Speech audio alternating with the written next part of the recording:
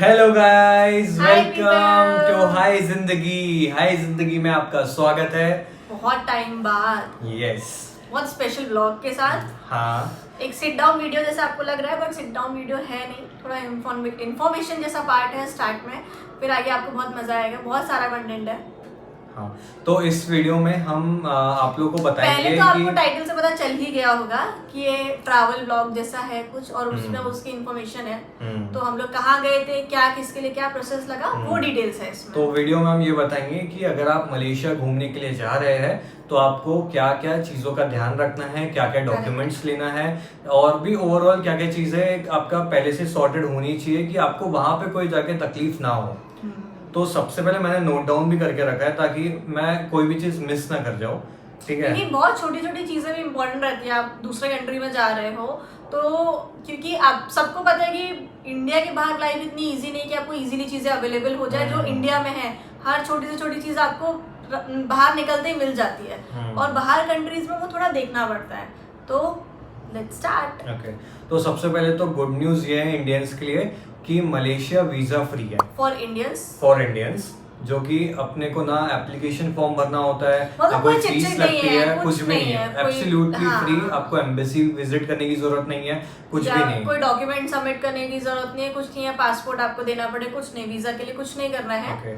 बस कुछ बेसिक चीजें हैं। आपका पासपोर्ट आपके पास होना चाहिए जिसकी वैलिडिटी मिनिमम 6 मंथ्स तो होनी ही चाहिए। उसके बाद आपका जो रिटर्न फ्लाइट टिकट है, या अगर आप वहां से सिंगापुर जा रहे हैं या तो वहां से थाईलैंड जा रहे हैं, तो ऑनवर्ड टिकट आपकी कहाँ की है वो आपको वहां पे इमिग्रेशन पे बताना होता है। ठीक है। और आपके होटल्स की जो बुकिंग है उसका कंफर्मेशन होना चाहिए, आप कहाँ रुक रहे हो उसका पूरा इन्फॉर्मेशन होना चाहिए आपके पास, कि उसका contact details, address, email ID, वो सारी चीज़ें। और वो आपको जब आप बुकिंग कंफर्मेशन लेते हो तो आपको उसमें मिल भी जाती है।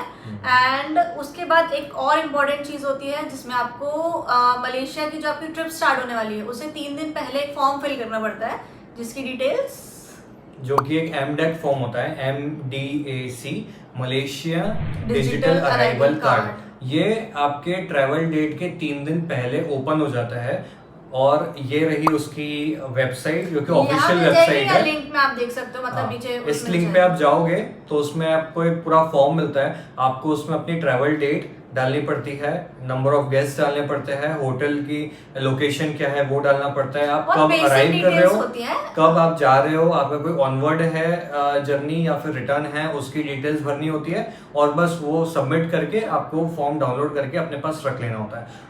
बस इतना ही करना होता है, और आपके बैंक बैलेंस कुछ थोड़ा सा मिनिमम अमाउंट आपका होना चाहिए, 7 to 10,000 भी अगर, हाँ मतलब नहीं 7 to 10 नहीं, 70,000। ओके, हाँ 70,000 तक तो मतलब एटलीस्ट इतना ट्राई करो कि 50,000 प्लस ही आप रखो। हाँ। मतलब हमने जितना रिसर्च किया था उसके हिसाब से तो हमें ऑलमोस्ट मिला था कि 70 प्लस ही आपके अकाउंट में बैलेंस होना चाहिए। और ऐसा कि आपका जो कहते हैं बैंक स्टेटमेंट वगैरह वो सब मतलब प्रॉपर क्लियर होने चाहिए डॉक्यूमेंट्स। ऐसा नहीं है कि आप कुछ भी, आप ये मतलब लगे कि नहीं ओके इतना कुछ टफ है, नहीं इतना कुछ टफ नहीं है, बहुत सिंपल है, हो जाएगा। तो यहाँ पे भी हमारी फ्लाइट ना मुंबई से थी रात में, और सुबह वहाँ पे 6 बजे पहुंचा रही थी। मतलब यहाँ से ट्रैवल टाइम अराउंड, और 2.5 घंटे का डिफरेंस है इंडिया और मलेशिया के टाइम जोन में। ट्रैवल टाइम 5-5.5 घंटे का है, और यहाँ से जो उनका टाइमिंग है, टाइम जोन है, वो 2.5 आवर्स वो लोग आगे चलते हैं, राइट। और यहाँ पे सबसे पहले आप जब एयरपोर्ट यहाँ पे, जैसे हम लोग यहाँ पे मुंबई पे गए तो सबसे पहले यहाँ पे हमारा इमिग्रेशन हुआ, हमसे पासपोर्ट लिया, कुछ क्वेश्चंस, बेसिक रूटीन क्वेश्चंस होते हैं कि आप इमिग्रेशन पे आप किस काउंटर पे पहुंचते हो, क्योंकि वो काउंटर पे जो बंदा रहता है उस पर डिपेंड करता है। जैसे मुझसे नहीं पूछा गया था, मुझसे कुछ नहीं, पासपोर्ट लिया, उसने स्कैन किया और मैं निकल गई। बट इनसे ही शायद 1-2 बेसिक क्वेश्चन, मेरे से बेसिक क्वेश्चंस पूछे कि वहाँ कहाँ रुक रहे हो, क्या जॉब करते हो, सारी बेसिक चीजें जस्ट टू नो। और फिर वो स्टैंप लगा के कि ओके इमिग्रेट किया है, मतलब इंडिया का स्टैंप लगाते हैं, और फिर आप अपनी जर्नी फ्लाइट आगे, लेते हो। हाँ। फिर जब आप मलेशिया में लैंड करोगे वहाँ पे भी बहुत बेसिक चीजें आपको हाँ, रिक्वायर्ड जैसे कि वहाँ पे भी इमिग्रेशन होता है लैंड करने के बाद। ठीक है, वहाँ पे भी स्टैंप लगता है, वहाँ पे बहुत सारे काउंटर्स होते हैं, वहाँ पे इमिग्रेशन ऑफिसर्स बैठे होते हैं, आपका पासपोर्ट लेंगे। हमसे तो कोई डॉक्यूमेंट नहीं मांगा, जैसे मैंने आपको एमडेक फॉर्म बोला कि भर के लेके जाना है, वो आपके फोन में रहेगा तो भी चलेगा, बट सेफर साइड आप प्रिंट आउट निकाल के लेके जाओ सारे डॉक्यूमेंट्स का। बिकॉज यू नेवर नो कि किससे, क्योंकि वो वहां पे डिपेंड करता है, इमिग्रेशन चेक पे जो बंदा बैठा रहता है उस पर डिपेंड करता है कि वो किससे क्या डॉक्यूमेंट ले। तो हमसे हमारा पासपोर्ट लिया था और बस चेक किया और इमिग्रेशन लगा के हमको फ्री कर दिया। मतलब हमें लगा 1 घंटा, मतलब 45 to 50 मिनट्स लगा, क्योंकि बहुत लंबी लाइन थी, बहुत लंबी क्यू थी इसलिए। बट इमिग्रेशन करते टाइम हार्डली 1 मिनट के अंदर इमिग्रेशन हो गया था, विद इन अ मिनट और 2 हम दोनों का कंप्लीट हो चुका था इमिग्रेशन। एंड इसके अलावा भी बहुत बेसिक चीजें जो मतलब हम लोग को वहाँ पे लैंड करते टाइम जरूरत होती है, जो सबसे पहली चीज होती है नेटवर्क की। तो जिनके पास आईफोन है या जिनके फोन में ई सिम का कॉन्सेप्ट है, तो आप क्लूक ऐप से वो चीज़ कर सकते हो, आपको इजीली सिम मिल जाएगी। आप वो वहाँ पे जाके एक्टिवेट कर लोगे तो वो स्टार्ट भी हो जाएगी तुरंत विद इन सेकेंड्स। ऐसा नहीं है कि आपको टाइम लगेगा या 24 आवर्स वो वेट करना जरूरत नहीं है। तो इसलिए अगर आप वहाँ जा रहे हो तो ट्राई करो कि जिनके पास भी ई सिम का ऑप्शन है वो क्लूक से पहले ही सिम लेके रखे, एंड जिनको फिजिकल सिम का रिक्वायर्ड है वो वहाँ पहुँच के भी फिजिकल सिम ले सकते हैं। आपको इजीली 7-Eleven या फिर ऐसे जो भी स्टोर्स होते हैं वहाँ इजीली मिल जाएगी आपको। 2 ऑप्शन है, आप एयरपोर्ट से भी सिम परचेज कर सकते हो, या फिर जब आप सिटी पहुंचते हो कुआलालंपुर या जहाँ भी आप लैंड कर रहे हो, वहाँ पे हर 500 मीटर पे आपको 7-Eleven का स्टोर्स मिल जाएंगे। आप वहाँ पे 7-Eleven के स्टोर पे जाना, उनको बोलना मुझे सिम कार्ड चाहिए, वो सिम कार्ड आपको एक्टिवेट करके तुरंत के तुरंत दे देंगे। अगर आप 7 दिन के लिए रुक रहे हो तो वहाँ पे 7 या 10 दिन का वैलिडिटी का भी पैकेज आता है, शायद आता है। हाँ, तो वो आप सिम कार्ड जैसे ही एंटर करोगे, मतलब इंसर्ट करोगे, वो आपका नेटवर्क सारी चीजें नंबर आपको सब मिल जाएगा कि मतलब एक लोकल नंबर आपके पास वो भी रहेगा अगर आप फिजिकल सिम लेते हो।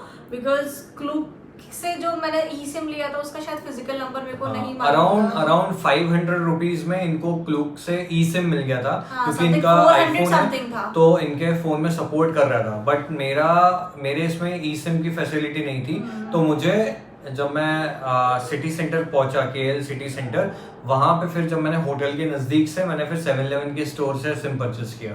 और एक चीज और, मतलब आप जब भी बाहर कंट्री में जा रहे हो आपका फॉरेक्स कार्ड भी आप लेके जाओ, वो बहुत इंपॉर्टेंट होता है। बिकॉज कब कहाँ किस चीज़ की जरूरत, ठीक है आप कैश लेके जा रहे हो, अमाउंट कन्वर्ट करके यहाँ से लेके जा रहे हो या वहाँ भी कन्वर्जन करा रहे हो, वो ठीक है, लेकिन एक क्या है कि आपके पास जो कार्ड अगर रहेगा, चाहे आपका वो क्रेडिट कार्ड हो या फिर आपका फॉरेक्स कार्ड हो, वो होगा तो ज़्यादा बेटर रहता है। बिकॉज कहीं कहीं ऐसा होता है जहाँ आपको बड़ा अमाउंट पे करना पड़ता है, अगर उतना कैश नहीं है, बिकॉज आप घूमने जा रहे हो कुछ भी है, तो आप वो कार्ड के थ्रू भी कर सकते हो।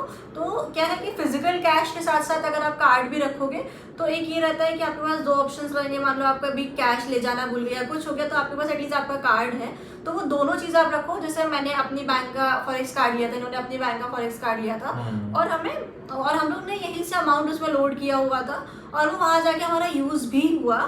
और हमारी क्या है कि ऑनवर्ड जर्नी भी थी आगे एक और कंट्री की, तो उसकी भी डिटेल्स आपको पता चलेगी, तो हमारा वहाँ भी यूज़ हुआ।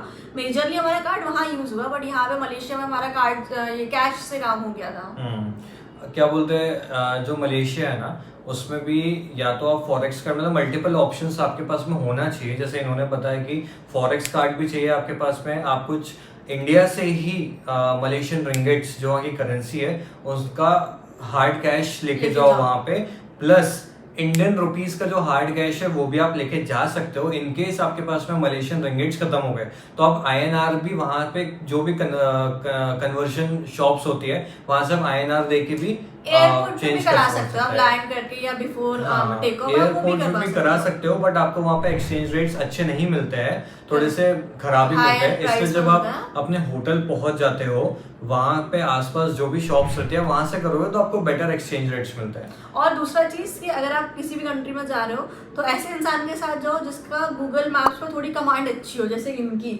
मतलब मैं तो इनको चलता फिरता गूगल बोलती हूँ, बिकॉज हमें वहाँ किसी चीज़ के लिए ये किसी से पूछना नहीं पड़ा कि अरे हमें यहाँ जाना है तो क्या करना चाहिए, या ये चीज़ लेना तो हम कहाँ से ले, या ये शॉप कहाँ मिलेगी, कुछ नहीं। बिकॉज इनको मतलब शायद रिसर्च किया है ऑब्वियसली बहुत अच्छे से, तो इस वजह से, वरना वहाँ पे हम लोग जो पूरा ट्रैवल किया है, ऐसा ट्रैवल किया कि हम लोग वहाँ के लोकल ही है, बिकॉज हम किसी ट्रैवल एजेंसी या किसी टूरिस्ट के मतलब ये जो होते हैं एजेंट्स, उनके थ्रू नहीं गए थे, खुद से गए थे। तो सारी चीज़ें खुद से करना, A to Z, मतलब आपका होटल से लेके घूमना। और हम लोग ऐसा भी नहीं कैब वगैरह से ट्रैवल करना प्रेफर करते, बिकॉज हमें क्या है कि वहाँ की लोकल शॉप्स, लोकल गलियाँ, लोकल फूड, वो सब ट्राई करने में बहुत मज़ा आता है। पैदल चल के घूमने में मज़ा आता है। तो इसीलिए थोड़ा ये है कि आप जाने से पहले कुछ चीज़ों का रिसर्च भी करके जाओ, आपको कहाँ कहाँ जाना है और वहाँ जाने के लिए क्या क्या लगता है, कि क्या रूट रहेगा, मेट्रो बेटर रहेगा, बस बेटर रहेगा, वो सब चीज़ों का भी आप थोड़ा सा पहले से एक आइडिया लेके जाओ, बिकॉज वहाँ पे फिर आपका टाइम बच जाएगा। तो उतने टाइम में आप और चीज़ें कवर कर सकते हो, देख सकते हो। और इनकी वजह से हमारी ट्रिप बहुत अच्छी रही, बहुत इजी रही, बहुत सिंपल रही। कहीं भी हमें ये नहीं लगा कि अरे यार हम यहाँ फंस गए हैं, कहीं भी नहीं लगा। बहुत अच्छी, बहुत स्मूथ ट्रिप थी हमारी, because of him. Thank you. क्योंकि हम लोगों ने पहले से ही रिसर्च करके गए थे। नॉट हम लोगों ने, नॉट मी, इन्होंने। तो मैंने सिर्फ शॉपिंग करी थी, बैग पैक करे थे। हाँ, कि हमको कहाँ रुकना है, वहाँ से फिजिबिलिटी कैसी है and best tourist spot part जाने के लिए। जो था, जो मैं बहुत ज़्यादा अप्रिशिएट करना चाहूँगी इनका, कि हमारे जो होटल लोकेशंस थी वो बहुत बेस्ट लोकेशन थी, बेस्ट प्राइस पे थी, बेस्ट होटल लोकेशन थी वो। बिकॉज हम लोग जब अपने होटल से निकले मलेशिया में, जस्ट गेट से निकले, यू टर्न लिया, एंड यू टर्न भी नहीं, गेट से निकल के राइट साइड में हमारा ये मेट्रो स्टेशन था। मतलब वॉक करके भी नहीं बोलेंगे। वो आपको देखने मिलेगा आगे के जो ब्लॉग्स Correct. आने वाले हैं ना, उसमें आपको हर एक चीजें देखने मिलेगी कि आप जब लैंड करोगे उसके बाद से आपको क्या क्या चीजें करनी है, क्या क्या लेना है, हर एक चीज डिटेल में लिखा बताया हुआ है। बस ये ब्लॉग इसलिए था कि आपको क्या क्या थोड़ी सी प्रिपरेशन information करनी है, देनी। डॉक्यूमेंट्स क्या क्या लेना है, ताकि आपको इमिग्रेशन और इस चीज में कोई भी दिक्कत ना है। ठीक है, तो इस ब्लॉग को इतना ही रखते हैं। बहुत लंबा हो रहा है, बहुत लंबा हो रहा है। अभी आप आगे का ब्लॉग एंजॉय करो, कंटेंट एंजॉय करो, आपको सब पता चलेगा उसमें, हर एक डिटेल उसमें भी कोई है। भी किसी को भी डाउट हो आप कमेंट कर देना, Comments उस पर कर देना। रिप्लाई जरूर करेंगे, बिकॉज Yes. कमेंट पढ़ेंगे ही, तो इसको किसी को भी थोड़ा भी डाउट हो आप उस पर लिख सकते हो। Yes. बिकॉज अब इनको बहुत अच्छे से एक्सपीरियंस हो गया, मुझे भी। मिलते हैं ठीक आप है, तो मिलते हैं आपसे अब दूसरे ब्लॉग में, मतलब दूसरे ब्लॉग में नहीं, इसी actual में मिलते हैं। हमारा जो एक्चुअल जर्नी शुरू होगा अब नेक्स्ट ब्लॉग से शुरू होने वाला है। तो मे बी इसमें देखो। थोड़ा स्टार्ट हो सकता है, या आपको नया नेक्स्ट ब्लॉग में नहीं नया में ही रहेगा। हाँ ओके, तो फिर नेक्स्ट ब्लॉग में जैसा Okay. मालिक बोले। ओके, तो चलो बाय बाय। बाय।